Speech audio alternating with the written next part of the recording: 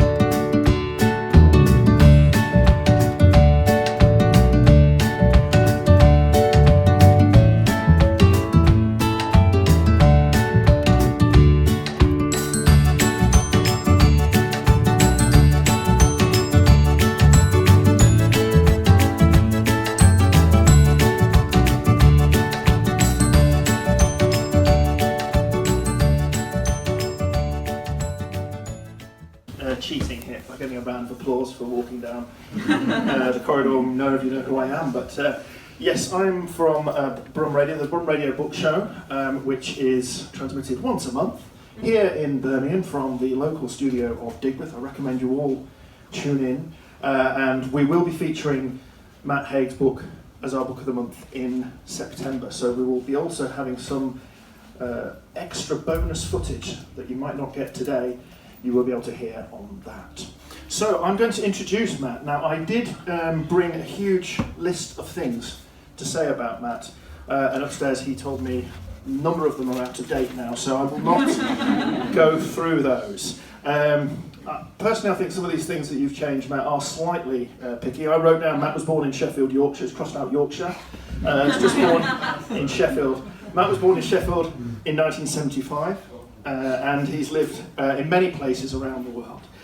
His first novel, The Last Family in England, came out in 2004 and was a UK bestseller. He's subsequently written a further 10 novels and 5 non-fiction books, including The Reasons to Stay Alive, which was a huge success, which is his memoir about major depressive disorder. And he's also here to talk about his fantastic new novel, How to Stop Time. Ladies and gentlemen, give a much larger round of applause, please, for Matt Haig.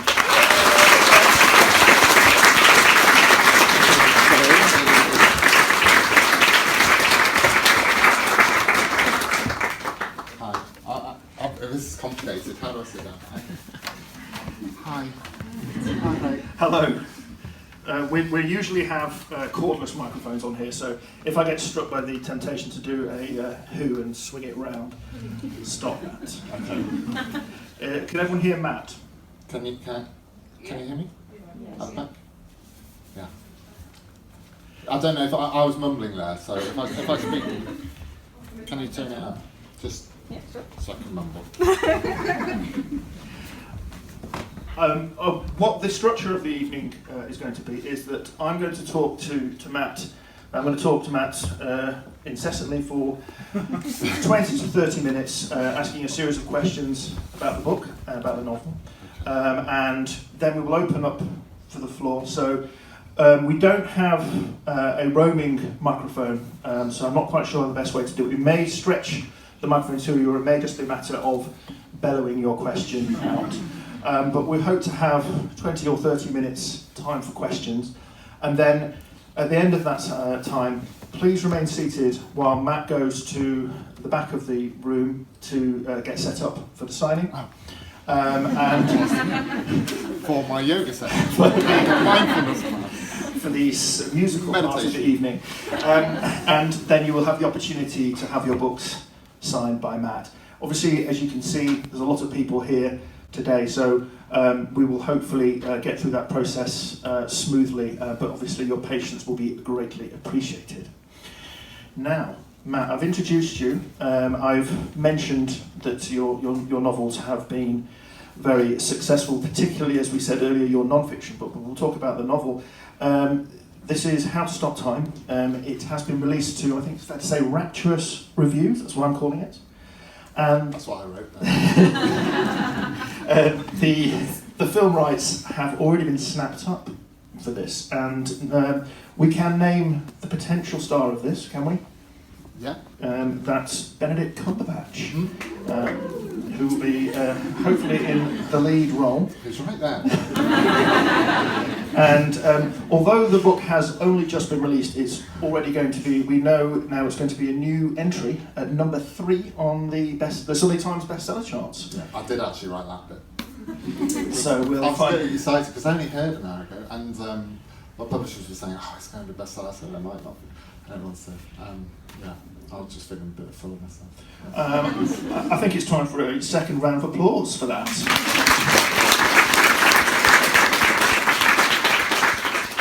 What I would like to do, Matt, is to talk obviously in great detail about the novel, but first of all, it might be good to get a little overview of perhaps your writing journey, because you've written in quite a range of genres. You've written for younger adults, you've written for general population, humans, and you've written non-fiction work as well.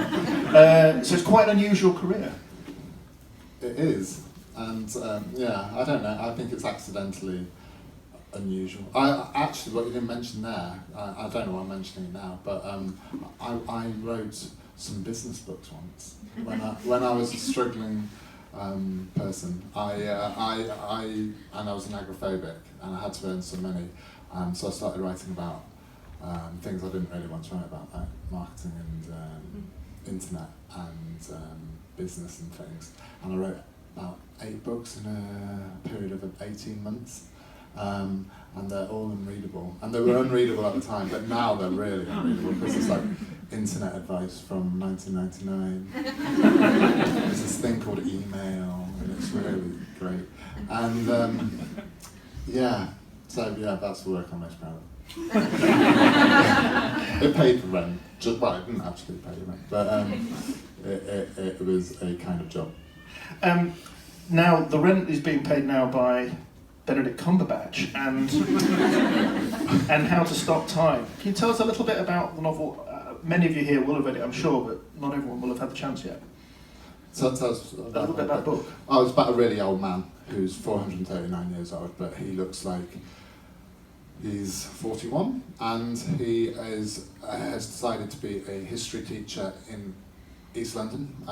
It's not mainly set in the present though, it's mainly set at different key points in his past. So you've got his childhood, you've got something terrible happening to his mother very early on because of him, because he's not aging, because he aged normally, then hit puberty, and then he slowed down massively. So he's not immortal, he's not like a vampire, he does age, just does it on a different timescale.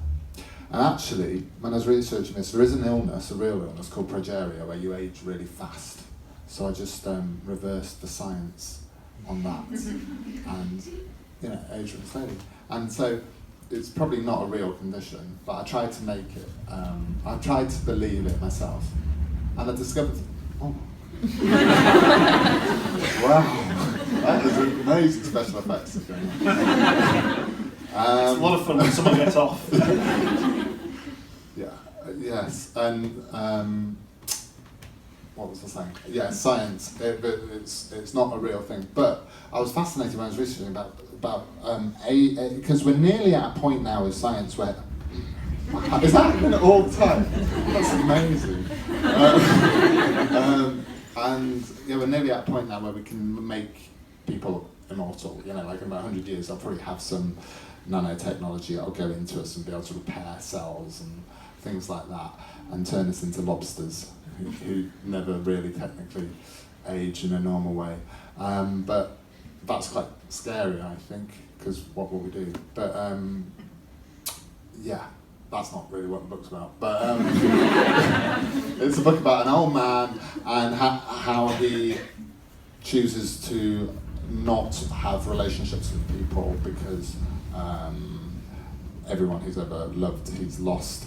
It's everyone's talking about it as a love story. I didn't really write it as a love story, but a love is a sort of strand, definitely, of a story in terms of how he lives now. In the book, there's a kind of ambivalence around what it would be like to live for 900 years, and the condition is referred to as a condition, not necessarily as a gift or a wonderful thing. Do you think living to 900 would be a good experience? No, it'd probably be a very hard experience to sort of like find things new about life that you love and appreciate. I think everyone as they get older has that problem about how you find newness and wonder and happiness with new things. Because children, it comes naturally because they're children, and then we get progressively. I can remember once going around a school when we were before my children went to school. They're homeschooled now, but we were looking at schools and literally going around a school, and from the kindergarten class through to 11, and it was like it just got quieter every year, and it was sort of like getting quieter and sadder as you get up. And like, you know, there's some statistics about how many times a day children laugh versus how many times a day adults laugh, and we laugh less statistically with each decade.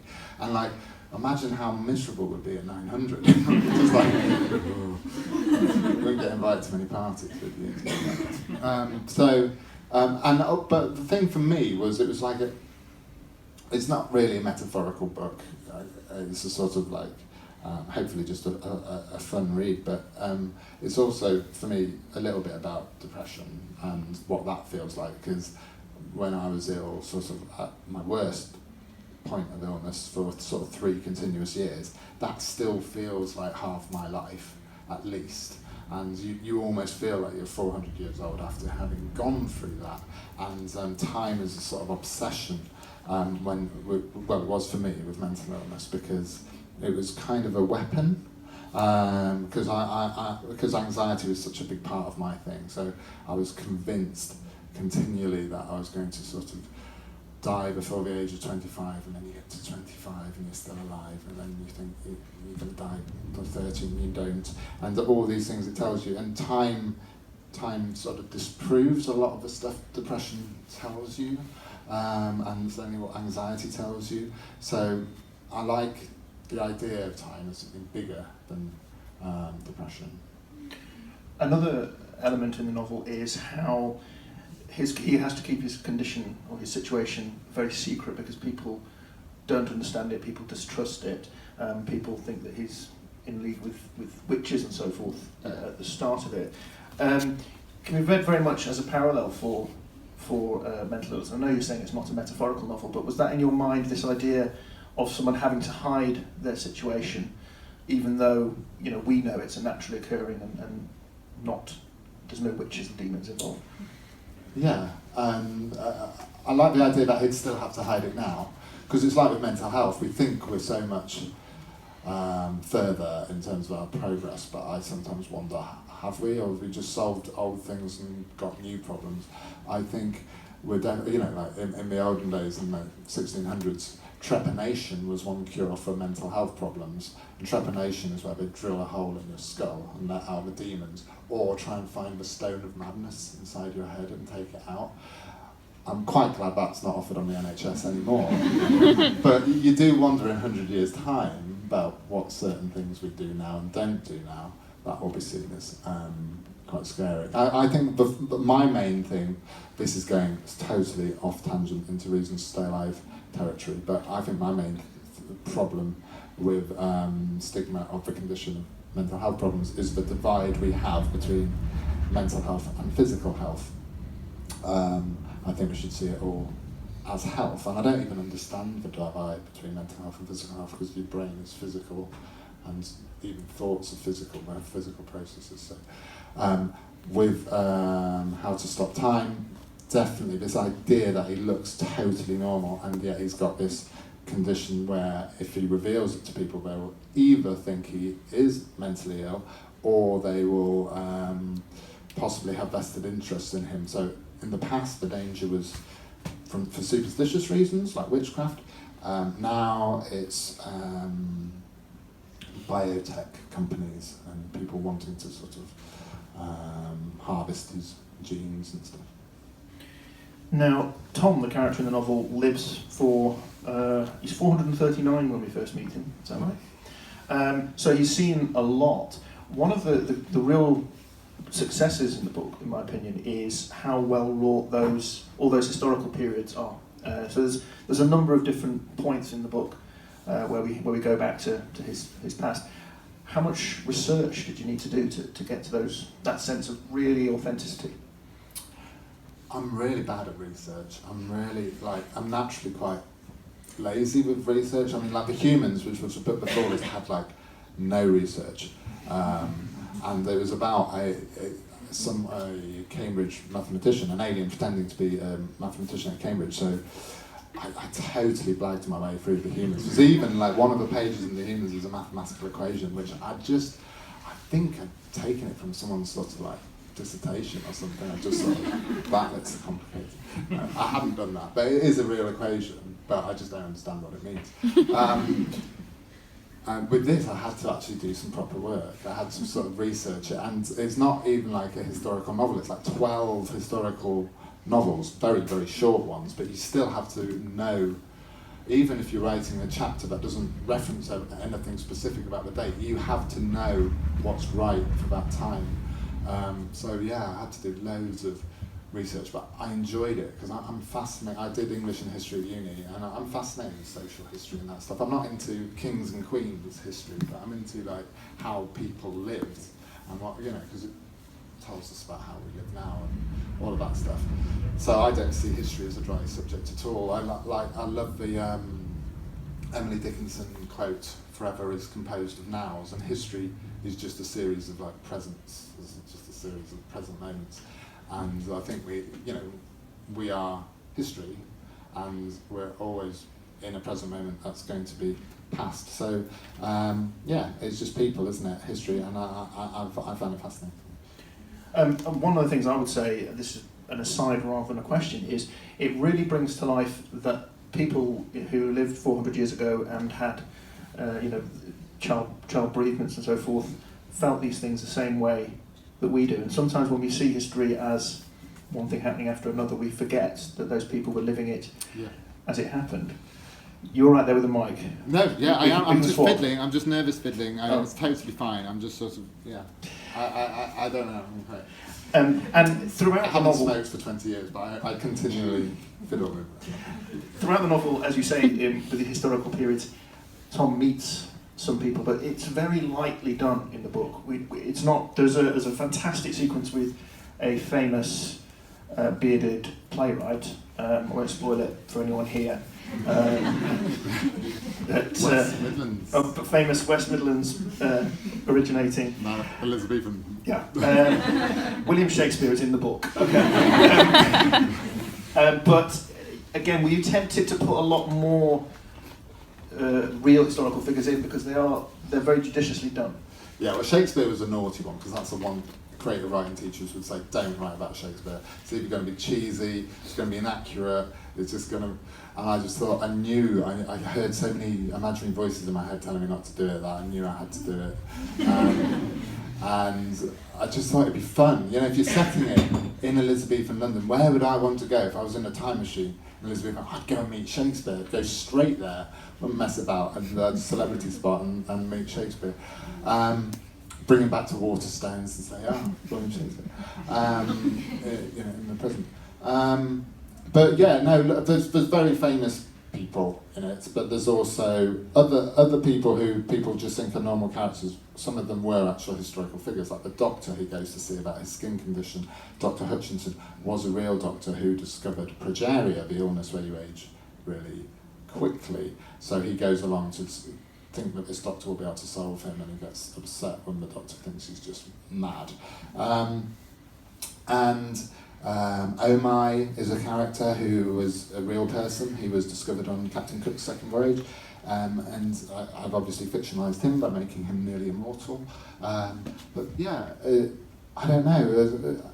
F. Scott Fitzgerald was probably a character who didn't need to be in it, but I just liked the idea of, again, going to another sort of era which is quite cliched in some ways, 1920s Paris, but I'd want to go there, so I thought, hell with it, I'm going to meet F. Scott Fitzgerald and drink a Bloody Mary with him in Paris. And so it was just like fantasy, like a fantasy dinner party. Who would you invite? It was like fantasy, historical, time travel, time agents, where would you go to?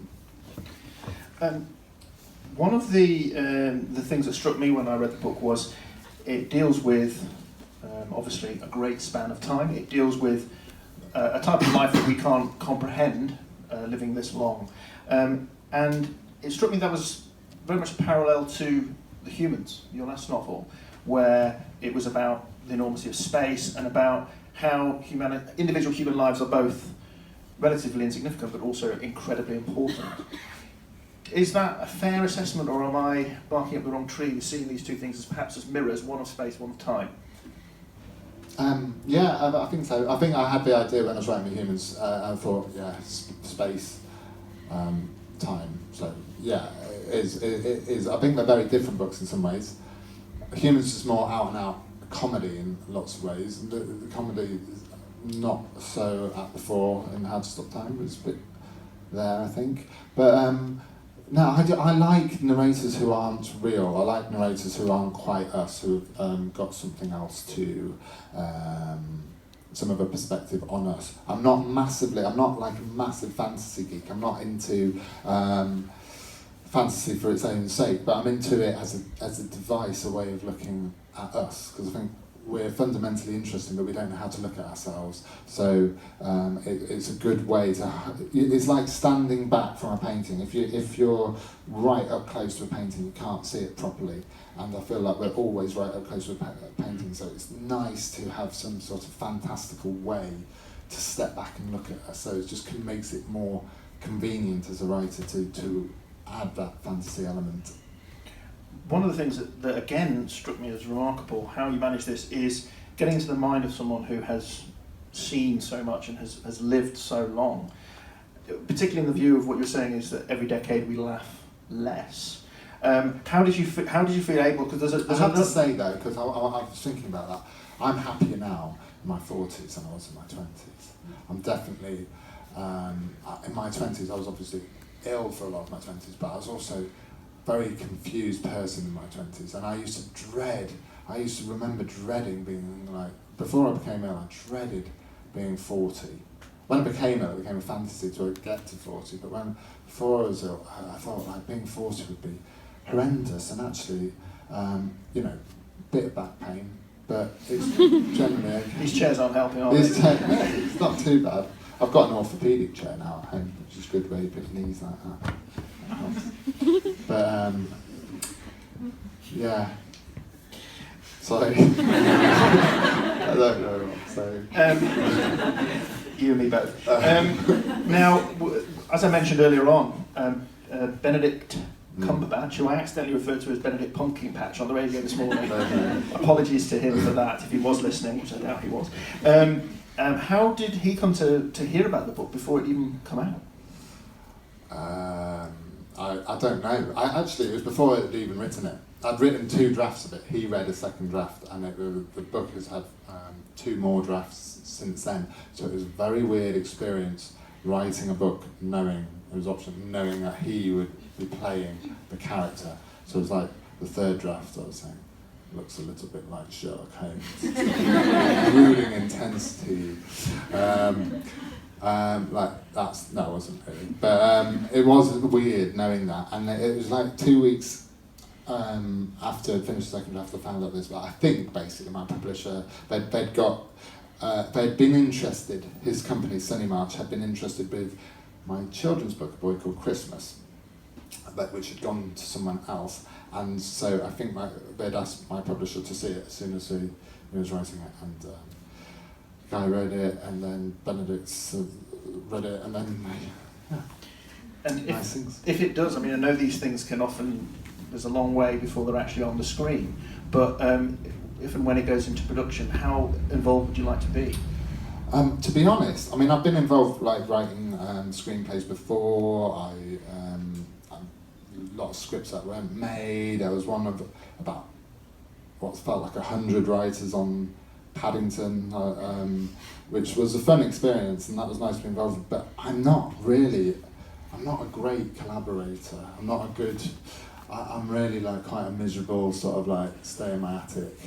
I'm too like, I don't know, I find it really hard because I'll either sit there meekly, totally quiet, and then not sort of get my say in anything, or I'll be just obnoxious or something. So it's best for me to stay out of it really, and it's about people, and I really trust those people, and they've said that they want me involved in some way, but there was a point where I could have said, oh yeah, I'd love to write scripts, but to be honest, I think in a weird way, the writer isn't always the best person to write the script of your novel, because I don't know, you're almost too close to it, and you'd be wanting it to be too faithful, and I'd rather it be good than it to be exactly like the book. Do you know what I mean? I'm not bothered about every scene being in, or this scene or that scene being in. I just want them to do something good, and I trust the people, and they generally make good stuff, so I'm happy being out of my hands really. Okay, well, fingers crossed for that, and remember, the great thing about a adaptation is that it in no way does it ever diminish the book itself. The book, no matter what comes of it, the book is something that stands alone and is, spoiler for those of you in the audience who haven't read it, is very, very good indeed, this book. So I would suggest that you do buy it this evening if you haven't yet done so. One thing that I'm sure a lot of people have asked you about is the astonishing success of your previous non-fiction work, Reasons to Stay Alive. What kind of an impact has that had on A, your life, and B, the writing that you do now, having this as being your first novel since then? Yeah, it's really weird, because the thing with Reasons to Stay Alive that people don't realise is it was really not meant to be read by that many people, because I'd written it almost like a side project, and like my last novel, The Humans, had done quite well, and I was in a position where Canongate were going to take on whatever I was going to write about, but I'd always written Reasons to Stay Alive. I only wrote it because someone I know, Kathy Rensenbrink, someone who works in the book industry in London, who's also an author now herself. She wrote a book called Last Act of Love. She told me to write it, and I was really scared about writing it, but not just because of the mental health stuff, but because it's a memoir, so it's going to have real people in it, it's going to have my mum and dad in it, lots to think about writing it, and but I'd written a blog called Reasons to Stay Alive about mental health, and that had gone a little bit viral, and lots of people had said it helped them. I thought, what was helpful about it? I just thought, because in my head I was just sort of, the Reasons to Stay Alive were, for me, it was like a little exercise going back to when I was 24 and stuff. But it felt nice, all the comments that I'd actually done something a bit useful, and then Kathy asked me to write it, and I wrote it. But I really thought a book which is essentially about suicide, I didn't think that, I thought the only people who'd read it would be people who really, really need it or been in that specific situation. But so it was amazing. It was everything I wanted in my life, to have a book that was massive. But at the same time, it was that book, so it was very sort of painful in some ways, some of the things I had to face, all kinds of things. There's a line, it was like, there's stuff about my dad in it, which was awkward, like about when he told me to pull myself together, and it sort of gives the wrong impression of my dad. It's contextualised in the book, but an interview in The Guardian sort of pulled out that line, you know, and things like that. So I've had various things to deal with. And also, when I was ill again last year for a month, when everyone thought I'd be super happy because like the book was at its peak, I was getting tons of emails a day, but the emails would be like from a lot of times in quite people in states of distress themselves, and I just thought, for a brief moment, I sort of wished I hadn't written it, and it was only because I was ill, but it was affecting my mental health so much. But I'm now at a point where I'm so pleased I have written it, and I think it's helped me, like, I weirdly, I recover quicker now when I have dips, because I still have dips, but I recover quicker than I did before I wrote it. So it was a way of just solidifying in my own head my own mental health, and I think why some people relate to it, because I don't think in lots of ways it's the best written thing I've done or anything, but I think people people respond to truth, and I just wrote it as if no one was watching. I just wrote it for me. I wasn't trying to write an academic book. I wasn't trying to write the be-all and end-all on depression. I was just trying to get someone away from that cliff edge, make people feel like they were understood, because for one thing I desperately wanted in 1999 and 2000, when I was really confused about it all, was to be understood and to feel less like an alien. And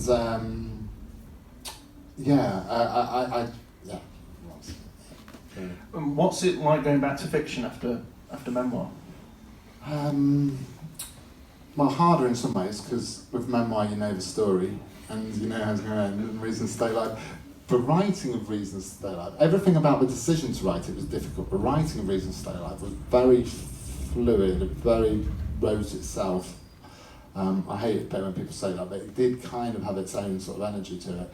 How to Stop Time is very different, but How to Stop Time I wrote primarily, I know there's sort of darkness in it, but I wrote it primarily to cheer myself up and to write a really enjoyable book, because I used to write novels years ago, like 10 years ago, and I don't know, I took myself like very seriously as a writer, and I thought you had to just represent the sort of bleakness of life, and a happy ending would be to sell out, and you had to be this sort of capital L literary author. And now I just want to write stories. I want to write stories that I would 100% want to read myself, rather than to necessarily be taken seriously by a sort of an imagined idea of what the literary world is or something. I just want to sort of,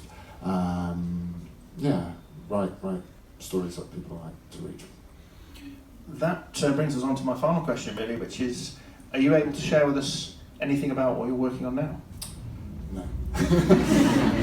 I'm working on lots of things. But a really fun thing, which I keep on talking about, and I probably shouldn't, because nothing's probably going to come of it. I've been writing songs. I've been writing lyrics for a guy called Andy Burrows, who writes songs. I was like, what is? You're excited about it? Yeah, he's great. And for those who don't know, he's been associated with many great people, and he's written songs for many great people. He was in, famously, he was in Razorlight. He writes songs and tours with Tom Adele, and is in the band Tom Adele. He's, if anyone saw the David Brent movie, Ricky Gervais, he's one of the members of that band. Great acting performance from him in that, actually. Yeah, the drummer, and he's a really, truly lovely guy, the opposite of every sort of rock and roll cliche you think of. He totally looks like that, but he's totally the most down-to-earth person you'd know. Anyway, he contacted me because he'd read Boy Called Christmas to his daughter, and he wanted to do a rock album for kids. We're not doing a rock album for kids. We started doing this weird sort of like musical version of Hansel and Gretel, which was fun, but it just wasn't working right. But then I just started writing. I wrote a song version of Reasons to Stay Alive, which is either going to be a disaster or it's going to be okay. But I've written about 15 lots of song lyrics for him, and he's sort of produced about 6, so slowly getting towards an album amount of songs. There's one in particular called Barcelona. My lyrics aren't that great, but his music for it is just like amazing. So I desperately want people to listen to it.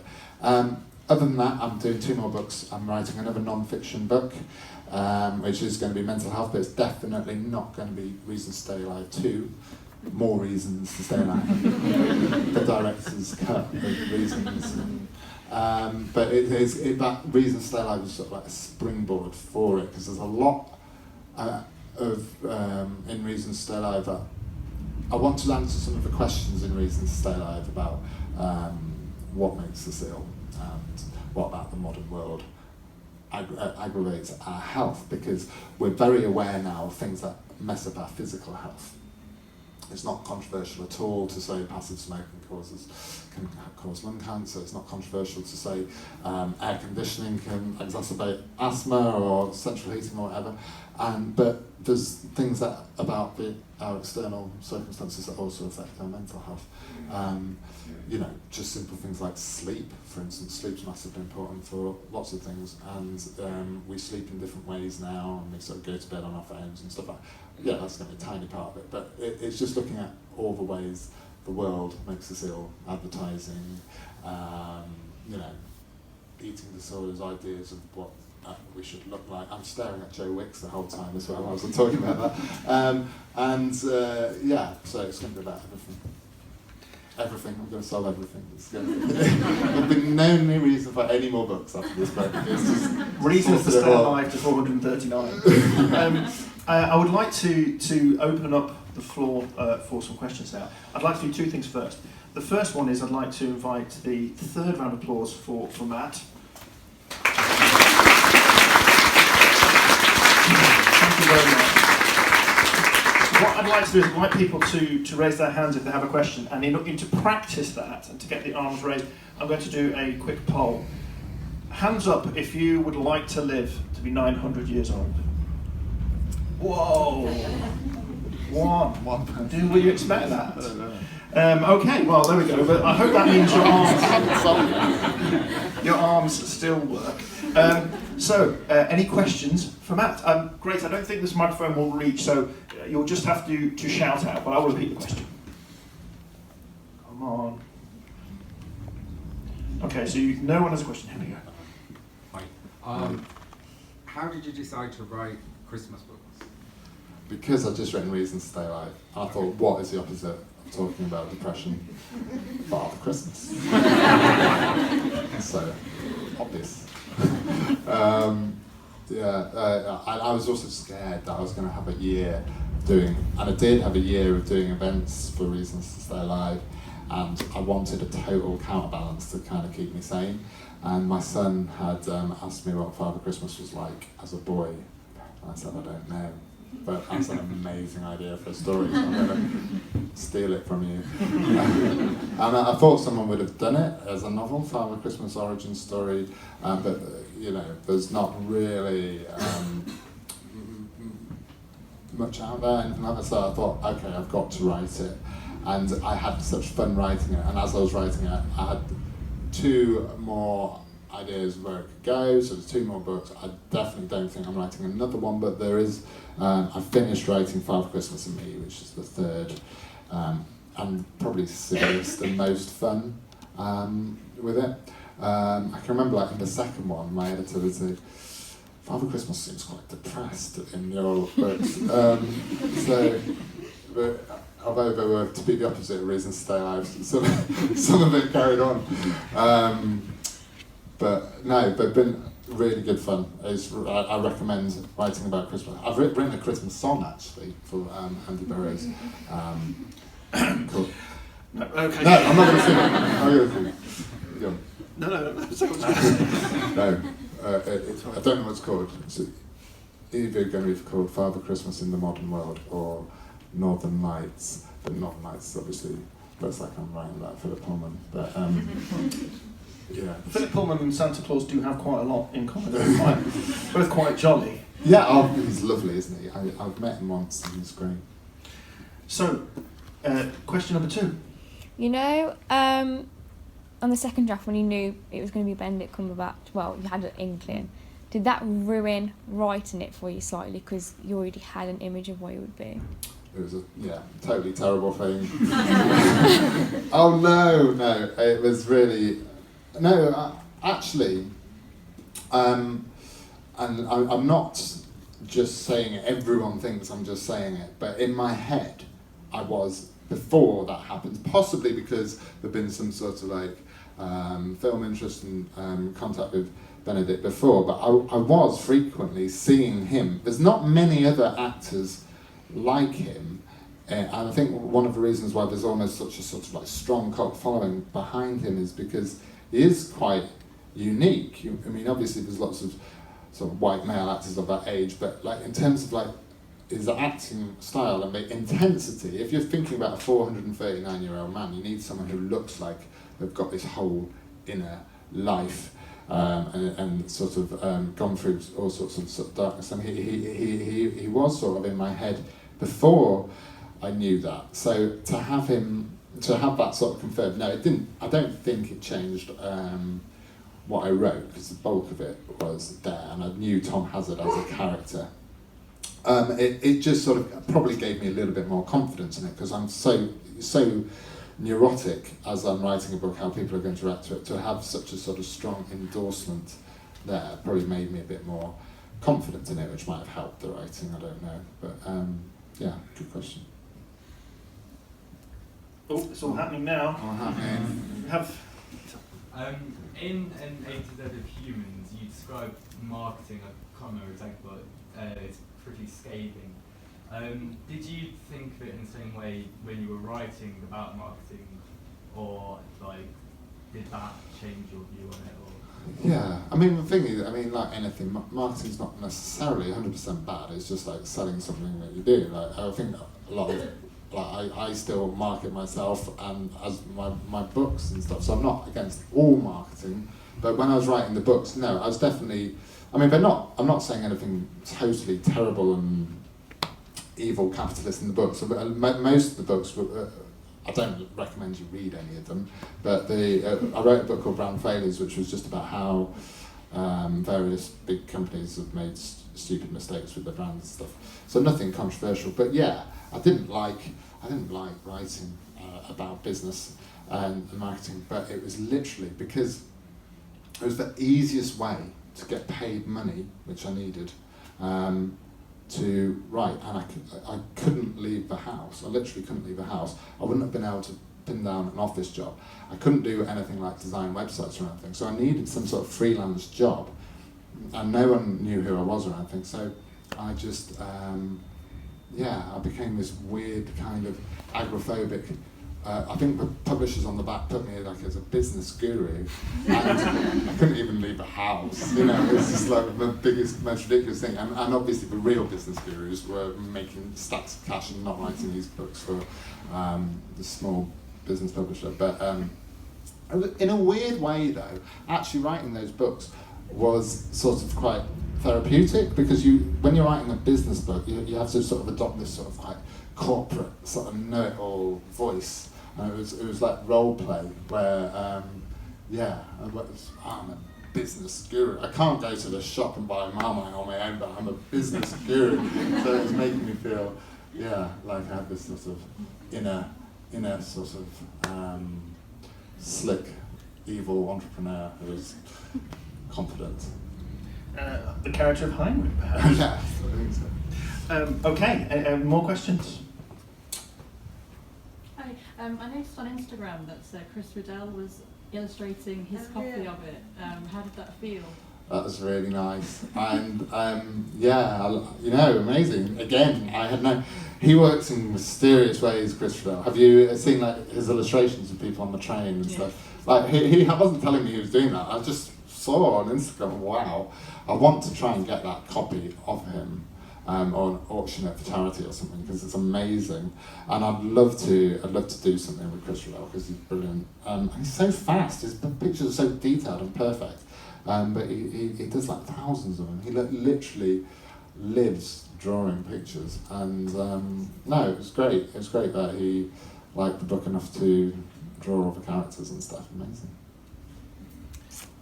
I work with a lot of young people aged kind of 11 to 18 who have mental health problems and stuff.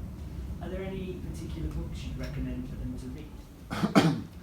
Well, a lot of the books that helped me weren't specifically about mental health. I mean, fiction I think is like a massive therapy for me. I think fiction's massively important. I could do my big fiction spiel, but I mean, I read all kinds of things that weren't directly about mental health. So I mean, I massively believe in reading as a kind of way out, and fiction especially, because it gives you this other room outside of reality where you can sort of step, you know, it's a sort of like safe space of your head. And like, I mean, for me, things like, I can remember reading like a Penguin book of First World War poetry, which would depress some people, but for me it was massively therapeutic. I'm reading actually right now a great book about depression, which isn't out yet, but look out for it. It's called Lost Connections, and it's by Johan Hari, who's a controversial writer in some ways, but he's written this brilliant book, which is probably going to be controversial, but it's about social context of depression, so it's very much what I'm interested in. I don't know if that would necessarily help someone who was ill. For me, it's just novels, it's just stories. I totally changed my taste when I became ill in terms of what sort of fiction I liked, because I'd just done an MA at Leeds University before I was ill, where I was almost conditioned to be cynical about plot and story and beginnings, middles and ends and all of that, and anything that was seen as sort of too accessible. But when I was ill, that was exactly the sort of stories I wanted, and I wanted beginnings, middles and ends, and it was like, I don't know, it's almost like you want to believe in change, and a story is, to be a story, something has to change in a story, and I was like stuck in a moment of myself, and I wanted to believe in change, and stories give you this idea of change continually. So for me, it was stuff I had read before. You know, it won't necessarily help other people, but the books I loved were The Outsiders by S.E. Hinton. Jeanette Winterson I found a massively therapeutic writer for me, because she had such force behind every sentence she writes. She has such energy which sort of like takes you out of yourself.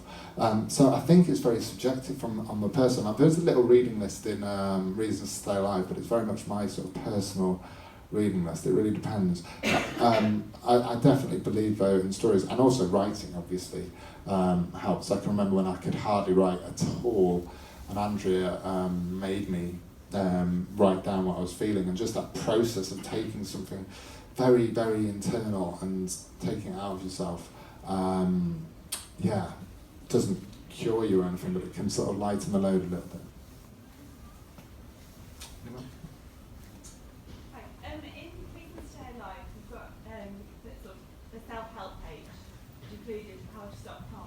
Is that an intentional link? Yes, I've basically got just one idea, and I just sort of regurgitate it. But yeah, I like your way of putting it. It's just a sort of cross-reference. But I don't know. I can't even remember, because that page in Reasons to Stay Alive was actually a tweet.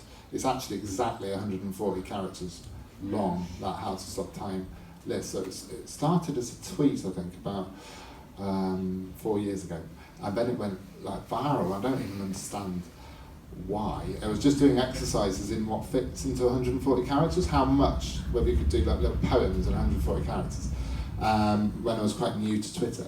And then it fit very well, obviously, with what I was saying in Reasons to Stay Alive, and it looked pretty on the page. Mm-hmm. I'm massively into white space. I think writers don't value white space enough because they're so obsessed with their words, but I love the feeling of white space, and also it means you turn pages quicker, so it makes people sort of like, you enjoy the experience of turning a page. And like, when I was mentally ill, I was so, and still do when I'm having sort of anxious patches, I find it hard to concentrate on massively dense paragraphs. So I like visually interesting text. But to answer your question, the How to Stop Time thing, I don't know, but that just kept on repeating all the time in my head, the different ways of stopping time. And I didn't really because it's an obsession with me, because I don't really live in the present. I'm always worrying about the future, or thinking about the past and drowning in the past. So how to stop time isn't literally how to stop time moving forward. It's how to stop being ruled by time. It's how to stop being, that mindful thing of just being, which animals are so good at, and we, who are animals, have sort of forgotten how to be. Which is a bit of a waffling answer. Just to reiterate, those of you that are here because you're a big fan of Reasons to Stay Alive, which is a fantastic book, it does contain a lot of reasons to stay alive. This book does not actually tell you how to stop time, just in case. But weirdly, on the day of publication, I watched Brent. I thought for a brief moment I'd stopped time. It was just 0000 on my watch. But it had just been because it had been underwater. But that's how you stop time. That's one of the ways. Swim to the bottom of the swim pool. Unfortunately, we can't stop time, and we have only time for one more question before we have the signing session. So, right at the back, you're going to have to shout, I'm afraid. What was the hardest part about writing How to Stop? The hardest part of writing it. The hardest part of it, let's say, Shakespeare was very hard, actually, to write.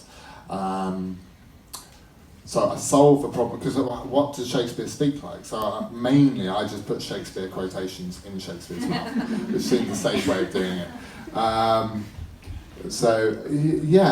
It was actually, in some way, it's a weird one, because it's the hardest and easiest book I've ever written, because it's the most enjoyable for me. I'm not saying it's the most enjoyable book to read, but it's the most enjoyable book to write I've ever done.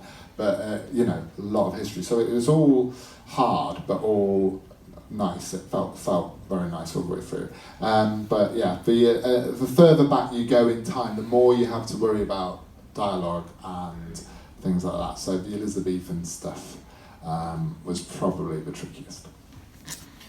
Thank you very much for all of your questions. We do have to end the questions there now, although you will have the opportunity to speak to Matt as you go and get the sign. But if you will remain seated for a moment whilst Matt goes and gets set up and gets everything ready there, and then someone will come and you can orderly queue to have your books signed. Finally, Matt, can I say incredible thanks for coming in and for talking to us all and being so honest and open with us. Yes, thanks for putting up with my rambling answers. Thank you.